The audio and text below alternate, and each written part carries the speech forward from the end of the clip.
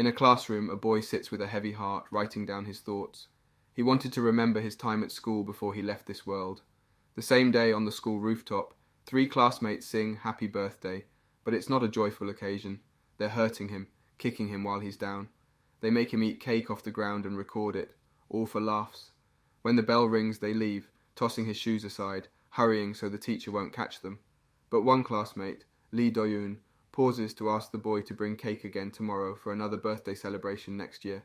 The boy agrees on the outside, but in his mind, he's not happy about it. Dajun searches for his shoes and gets scolded by a teacher. The other kids look at him, some with pity, some with mockery, making him feel utterly embarrassed. It's as if he's standing naked in front of the whole school. He endures more days of school with these bullies, but he can't take it anymore. He just wants to break free. In a letter to his family, he pours out his heart, confessing his pain and despair. He wishes those bullies, especially Lee Do-yoon, weren't part of his life. He's sorry he let his grades slip due to the torment he's endured. He wonders about death and finds some comfort in imagining his main bully suffering as he goes down. He knows he won't be there to witness it, but the thought brings him a strange sort of happiness. Then there's his family, all lost in their own worlds. His brother's consumed by his studies, his sister is busy with her phone. He doubts his parents even care about him, given how he sees himself as less capable than his siblings. Before he goes, he wants to share his final wishes. At home, they sit for dinner, each in their own bubble. His brother is all about studying, not even noticing the boy's distress. When the boy tries to speak, his father brushes him off, more concerned about the TV. But the news on TV catches their attention. It's about a school tragedy. A student, fed up with bullying, has committed a horrible act, taking the lives of 7 classmates. The police reveal his identity as he faces the public, surrounded by questions and cameras. He said he wasn't a killer, and explained why he did what he did. He went through tough times that pushed him to extremes. He listed the people who hurt him, no longer seeing them as human. He talked straight into the camera, speaking to others who suffered like him. He believed it was time to stop asking for forgiveness because no one cared about them. He told them to take charge and do whatever they had to do to survive. He said if they didn't want to die, they might have to take a life. Dajun stared at the TV, feeling like the person was talking to him. Before we continue, take a moment to answer the question of the day. Do you like school setting in Manhwa? Comment down below for a chance to be shouted out. Now back to the recap. The press conference paused as the boy got upset. People argued about the case when they found out the one responsible was also a victim. Dajun's dad disagreed with what the boy did, not focusing on the bullying. But deep down, Dajun agrees with the boy. Why was he the only one suffering? That night he read about hurting others and pictured himself doing it. But he also thought about the consequences and knew he couldn't do it. He didn't want to feel this way. He just wanted a normal life. He wished someone else would do it. He didn't want to die at the hands of Do-yoon. So he found tools and stabbed his pillow. He swore he wouldn't be the one to die. It would be Do-yoon. He kept telling himself that. The next day in class he started to think he could do it another time. As long as the bullies left him alone, he wouldn't need to act. But then they hit him, wanting him to bring a cake for his upcoming birthday. Dajun felt anger rise and touched his pocket, searching for something sharp. He wondered if now was the right moment. Should he hurt the leader first or just Do-yoon? He had practiced and was sure he could do it, but when he finally held the object in his hands, the boy waiting for an answer touched his shoulder, causing Dajun to look up. As he looked into the boy's eyes, he realized he couldn't do it. It was like Pavlov's dog, an experiment in which a dog was repeatedly fed after hearing a bell, and as a result the dog started salivating just by hearing the bell. In his case, after years of being beaten, he had developed a conditioned fear. Everything happened just by looking at his face. Fear started in his neck and then paralyzed his whole body. The entire plan he had formed in his head vanished. Seeing that he had brought nothing, Do-yoon started hitting him, and the boy simply hid the object he had intended to use as a weapon. He hated himself. The boy kept hitting him, warning him that he wouldn't escape easily, that they would have a party, and he had to follow them after school. After classes, the boys went to a building under construction. When they arrived, there were some cans of drinks, soda, alcohol, bags of chips, and instant soups. The boy put his arm around Dajun's shoulder, telling him to cheer up because he had something better prepared for him. Dajun refused because he had never drunk before, but declining was not an option. Do-yoon started preparing a special drink in a glass, not only adding the mentioned items, but also some used socks, dirt, and a bit of saliva. The boy had to drink it all or they would hit him. When Dajun tried to refuse, he received a slap and had to muster the courage to drink it. The others laughed and started recording, but he couldn't bear it for long and ended up vomiting. The leader signaled the other two to fetch more things and drinks while he continued to torment the boy for throwing up his mixture. Dajun felt really dizzy and sick, but the bully made him drink from the bottle. Dajun had had enough. He decided he couldn't take it anymore and sprinted away, breaking the bottle in his haste. Even though he knew he'd probably get beaten up again the next day, he couldn't stand it any longer. But before he could get far, Doyun caught up to him, throwing him down and hitting him. The pain was intense, and Dajun regretted running away. He wondered if it might have been better to just drink and end it all. The bully yanked him back by his hair, and Dajun despised the never-ending cycle of pain and fear. He couldn't bear to keep living like this, constantly getting hurt. Just the sight of the bully's face sent shivers down his spine, and he felt helpless. But when the bully's face turned away, something changed. Dajun saw an opportunity. Without the bully's face in his line of sight, he found courage. He pushed the bully with all his might, just as a truck passed by. Meanwhile, the two boys who had been sent on errands returned to a scene of commotion, a crowd and an ambulance. As they got closer, they saw their friend injured. Meanwhile, Dajun was running, his fear fading as the effects of the alcohol wore off. He shook with a mixture of adrenaline and triumph. He had done it. He had stood up, fought back, and survived. It was the beginning of a new chapter. He knew he would make it. Lying in bed after the accident, he wrapped himself in his thoughts. He wondered why he hadn't fled, haunted by the image of the fallen boy he left behind. But he couldn't escape the need for justice. Revenge fueled his thoughts. The next day, on his way to school, he braced himself for the worst, expecting it might be his final day. He questioned what might have transpired since his departure. He just wished for a classroom free of his tormentor. Contemplating the consequences, he hesitated at the classroom door, half expecting police waiting for him. But as the door swung open, everything appeared as usual. He walked to his desk, noticing the normalcy around him, except for Doyun's vacant seat. And as he sat down, he knew things were going to change from now on. The teacher told the class about the car accident, how the boy was hurt badly and unconscious. They said he'd been reckless when he crossed the road. Dajun felt guilty about it, but now, at least he could finally rest without worrying. He thought he could live normally for a little while. Throughout the day, the boy went to classes and everything was calm. He didn't know what to do during breaks, but then he remembered he used to read a lot. He used to do it in middle school, but stopped in high school. As he read, tears came out, and a kid teased him. They mentioned seeing him with Lee Do-yoon the day before, but it didn't go further than that. The classroom felt different to him. They used to bother him, even when the main bully wasn't there. But now, it felt like they didn't want to fight anymore. Even the other bullied kids seemed relaxed. The room was peaceful without Lee Do-yoon. Just when he started thinking he might be okay and not get caught, a police car drove into the school. Everyone made jokes, but Dajun was worried. A bit later, a boy came to get him from class. In the teacher's lounge, a police officer put handcuffs on him. Another officer read his rights. He was being held for trying to hurt someone badly. The teachers were shocked and didn't understand. He had been living in a happy dream, but it all went away. After that, everything felt heavier. The world kept reminding him about what happened. He went to trial and they said he was guilty, but because he had been bullied a lot and had been drinking when it happened, he got probation for 2 years. They said he didn't really have a choice because they made him drink alcohol, but he still wasn't happy. Later, at a school meeting, they told him he was kicked out. When he left, other students asked him questions. They wanted to know if he would keep studying and why he didn't go to a special school. He just looked at the ground. Even though the things they said bothered him, he thought things would be better once he got home, or at least that's what he hoped. Once at home, his father kicked him out. He didn't want to see him again. None of his family members even bothered to see him. Dajun was shattered, but there was nothing he could do, so he left home crying. The night couldn't get worse, but it started to rain, and Dajun just walked without knowing where to go. Why did he have to go through all this when he just wanted a normal life? Now, he had nothing.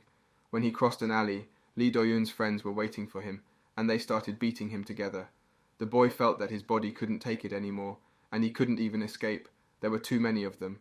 Dajun remained on the ground as one of the boys stepped on his head and asked him how he would compensate for what he had done to his friend.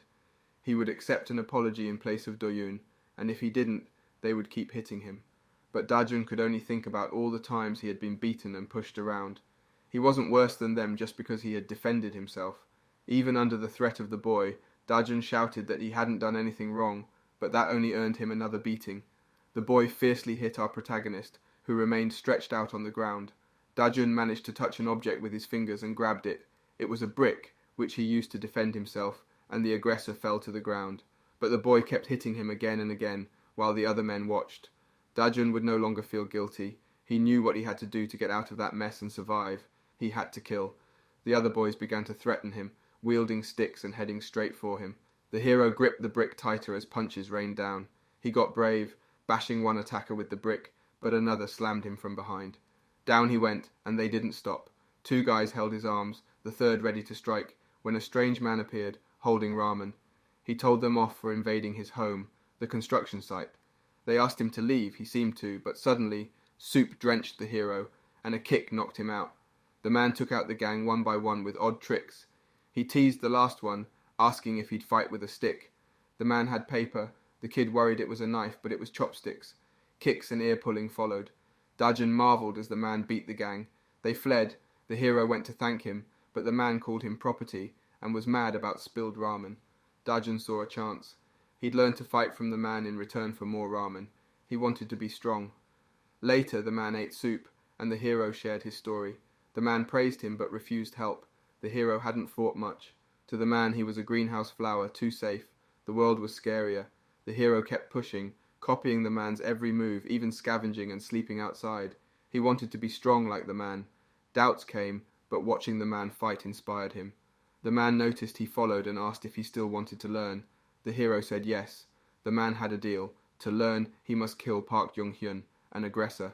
The hero didn't get it. Why suffer alone? The man said hitting with a brick wasn't enough. He needed real revenge, not just a rabbit fight. Jung-hyun searched for info on the construction worker they attacked. Unseen, the hero waited to strike. It was his turn. Memories from his past surged. Jung-hyun apologized after he did something embarrassing. He pulled down his pants in front of the girls and splashed water on himself while they were in the bathroom. He said he felt sorry and explained he suffered when Dajun felt pain. Then he raised his hand to shake Dajun's hand. Doyun, another person there, told Dajun to forgive Jung-hyun. Doyun thought Jung-hyun's apologies were real. Dajun agreed and shook Jung-hyun's hand. But Jung-hyun's grip was super strong. He used to play baseball, but he got kicked out for being too aggressive. When Jung-hyun squeezed Dajun's hand really hard, it hurt a lot. Jung-hyun said he felt better now after saying sorry. He even promised to apologize like that every day. Dajun was on a roof, a little higher than Jung-hyun. He needed to stay calm and stick to his plan. He realized Jung-hyun had been bullying him just to show off. This made Dajun angry, and he decided to jump down at him. He wanted to knock Jung-hyun down. Surprisingly, Dajun succeeded in knocking Jung-hyun down.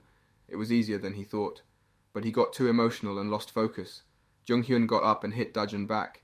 He hit much harder than before, 3 times stronger. Dajun was in a lot of pain, but Jung-hyun didn't stop. He kept hitting and telling Dajun to bring the construction hero.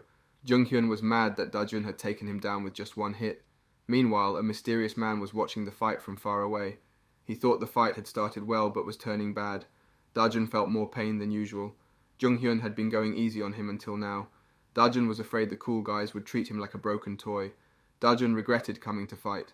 Then, Dajun threw a bag of garbage at him. It hit his face and confused him. This surprised the mysterious man who was watching. He realized it was the right moment to attack. Now he couldn't see him, and although this wasn't entirely true, the boy went on and grabbed him by the clothes. But the big guy hit him to break free, trapping him against a wall. Dajun tried to blind him, but before his fingers could reach his face, the other man gripped his hands. The mysterious man noticed the boy copying moves from fights he'd seen, but he was doing it clumsily. Dajun glared at his attacker as he struck back, feeling tricked. He had taken their abuse for so long, even got kicked out because of them. If he could, he'd wipe them all out. He remembered the time the mystery man told him to hit Jung-hyun. If he didn't, the man would go, but he didn't back down. He said he'd try. The man figured it was tough due to the size difference, but things could change. In a street fight, strategy didn't matter. He'd do what he had to. The man seemed to lose hope, about to leave when the ex-baseball player hesitated. The boy shoved him a makeshift knife from newspapers. The big guy wasn't falling for it, but when he took the weapon he looked surprised and the boy grinned. Seemed he really had a weapon. It was hard to believe someone just appeared with a knife, freezing people with fear. The boy kicked the big guy, who bolted the other way. The man watching thought if the boy could fake a knife he might have noticed its texture, but going by his reaction, maybe he didn't. Dajun was crazier than he thought, and that could turn bad. Jung-hyun took a wrong turn, ending up in a dead-end alley as he ran. Dajun followed, seeming to lose control, fueled by anger. He got closer, landing hard hits on him. The boy getting hit wouldn't lose to what he saw as a loser. If only he could do something. So when Dajun kicked him, he acted hurt and begged to stop. But the boy who'd suffered so much wouldn't quit for that. How many times had he endured, always begging, and they never stopped? Tears streamed down Dajun's face, memories too painful to bear flooding his thoughts. The man watching from a distance thought he was victorious, seeing the boy's distraction and another boy taking charge. A knife gleamed in the air, threatening to strike, but it landed on the boy's leg, revealing it was just a ruler. Dajun grinned, realizing it was a trick. Mocking himself for fearing a ruler, he was pummeled by the furious other boy. Impressed, the man decided to step in. Pouring a drink on the angry Junghyun's head, the man grabbed his attention. The man's face was familiar. He was from the construction site. Enraged, Junghyun charged, but a swift kick sent him crashing down. Turning to Dajun, the man questioned what would have happened without his help. The boy blamed himself, still on the ground, fists meeting the earth in frustration. Crouching down, the man posed the question again. Did he want strength even if it meant getting beaten? The boy nodded, and the mysterious man granted another chance. But this time the training would be harder. They ventured through an unknown neighborhood. Dajun's curiosity piqued. Explaining that true danger lay beyond school, the man halted by a house where perilous people congregated. The man's warning lingered as he shoved the boy inside, tasking him with surviving before disappearing. The boy knelt, perplexed by the challenge, observing those around him. He recounted Cho Hangul bringing him there to learn how to fight. Surrounded by skeptical boys, he denied any skills. A long-haired boy offered him shelter for the night, the red-haired one curious if he possessed any talents. Dajun confessed his inadequacy, but his shelter came at a price household chores in exchange for meager meals. As days passed, he explored the menacing neighborhood, realizing its violent nature surpassed any other. He wondered if all gangster territories were this brutal. By accident, he made eye contact with a man who was with a group and his girlfriend. Dajun immediately looked away and tried to ignore them, but the man stood in his way and started bothering him. He was only trying to intimidate him and show off in front of the girl, but unlike before, Dajun wouldn't let himself be stepped on again. When the guy prepared to hit him, Cha Dayob appeared from behind to defend him, warning him not to get involved with those kinds of people and to finish cleaning up. But the man wouldn't stand for that humiliation and went after Dayob despite his friend's warnings. Kim Taek, the boy with long hair, was with him, but fearlessly he took out a knife and headed towards them. In 2 moves, the red-haired boy left him lying on the ground, and everyone was astonished. Dayob asked if anyone else wanted to fight, but the others ran away. Dajun wondered if all of Cho Hangul's friends were as strong as he was.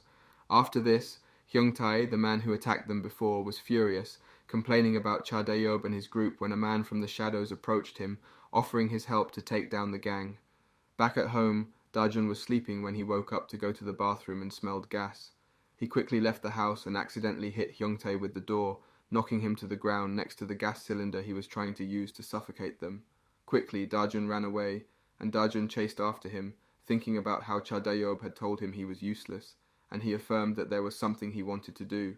Hyung Tae kneeled to catch his breath and wondered to himself how the bastard, referring to Dajun, was okay. Dajun walked up to him and said he didn't sleep in the same room as the others. He also shared that he wanted to beat up guys like him. A few days before the fight, Dayob and Dajun were on a rooftop. Dayob wondered why Dajun bothered him to learn fighting. Dajun said he wanted to take out people who messed with him in one hit, like he did with Hyung Tae's gang. Dayob didn't want to teach him, so he gave him a rope, telling him to work hard with it. Dajun asked how long Dayob trained, and he bragged about doing 100,000 jumps easily. The next day, Dayob looked for Dajun. He thought Dajun might have done the jumps as he suggested, but that seemed too silly. To his surprise, Dajun was there, tired from jumping all night. He asked Dayob to let him stop at 47,000 jumps. Dayob dismissed him, wondering why Dajun was trying so hard. Back to the present, Dajun tried to hit Hyung Tae, but he defended himself and hit back hard. He tried to run, but Dajun pursued, and he got hit by Hyung Tae again. Hyung Tae thought about leaving the neighborhood to escape Cho Hangul's gang and the mysterious man's gang. He almost revealed the gang's name, but Dajun grabbed his leg, making him fall down the stairs. Dajun asked about the gang, but noticed a cut on his cheek from Hyung Tae's knife. He remembered Cho Hangul facing armed opponents before and realized the danger. Hyung Tae mocked him and tried to stab, but Dajun narrowly dodged and fell into garbage. Hyung Tae threw another stab, seeming impossible to dodge. In the backyard of the house, the gang starts regaining consciousness. Kim Taek realizes who attacked them when he sees the gas cylinder nearby, and another member, a purple-haired guy with covered eyes, asks if it was Dajun who saved them. He notices he's the only one not there. Dayob confirms this, stating that Dajun went to chase his attacker. Taek doubts his victory, but their apparent leader assures him that he will return. He then remembers when he was unconscious, and Dajun slaps him hard, asking him to wake up, declaring that now they all owe him for risking his life to get them out of the gas-filled room.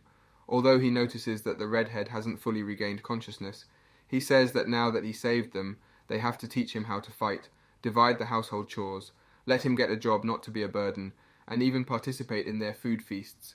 Dayob pays little attention to his requests, so Dajun suggests that they should acknowledge him if he brings back the guy who gassed them. The redhead still doesn't accept the deal, but Dajun takes advantage of his weakness to take his hand and make a pinky promise as a way to force him to agree. After this, he runs away from the scene, ending the memory with Dayob thinking that he won't go down without a fight. Back to reality, Dajun tightly holds the knife with which the gangster wanted to cut him, not caring about the damage it causes, and without letting go, he pushes him against a fence that separates them from falling into the void. Youngtae thinks that even though he looks like a nobody, Dajun has the eyes of a madman. When Dajun takes hold of his arm, he realizes that he's trying to use the same move with which Dayob threw him over the fence. He mockingly tells him that it won't work and tightens his grip on the knife.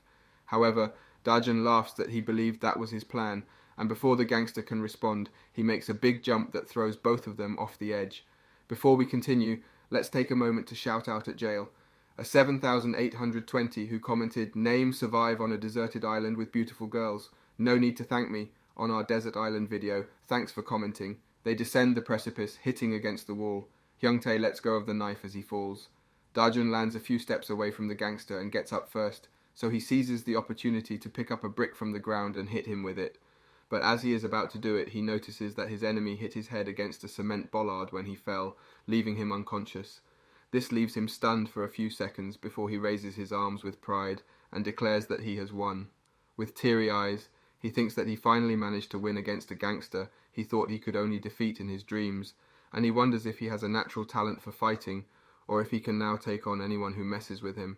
Although his inner monologue is interrupted when he notices that the knife Hyungtae was carrying stabbed into his abdomen during the fall. In pain, he falls to the ground, gradually losing consciousness, thinking that despite believing he got his revenge, his actions were all in vain. When Dajun opens his eyes again, he finds Dayob and the rest in front of him, in a hospital bed, covered in bandages. He starts recounting how after becoming unconscious, the fugitive family found him, and thanks to them, he was able to safely recover in the hospital. A doctor stated that the knife wound was shallow, and he actually passed out due to the impact of the fall. His head was spinning when he woke up, but the faces around him were familiar. However, there was no trace of Hyungtae when the group found him. At that moment, Dayob, the cheeky member of the gang, teased him, saying that he lost and shouldn't pretend otherwise. Dajun explained that despite his loss, the group agreed to fulfill the promise he made with the redhead. While Taek praised him for his brave jump to defend Hyungtae, Cho Hangil, the older member with a serious demeanor, arrived. He wasted no time and asked if Dajun was ready to learn how to fight, or if he was planning to chicken out. Determined not to back down, Dajun stated with newfound resolve that he wanted to start training immediately after getting discharged. As they left the hospital, Dajun recounted how the gang fulfilled, as a sign of gratitude, his second biggest wish after learning to fight. They had cooked up a feast on the rooftop of their makeshift home. Taek was at the grill, sizzling bacon, and he chuckled, telling Dajun that he could have asked for something much better than pork belly. Dajun laughed, replying that it was the best bacon he'd ever seen. While they ate, Dayob couldn't resist a comment, suggesting that if someone saw Dajun devouring the food like that, they would think they were starving him. Dajun playfully swatted at him, but the girl in the group wasn't having it.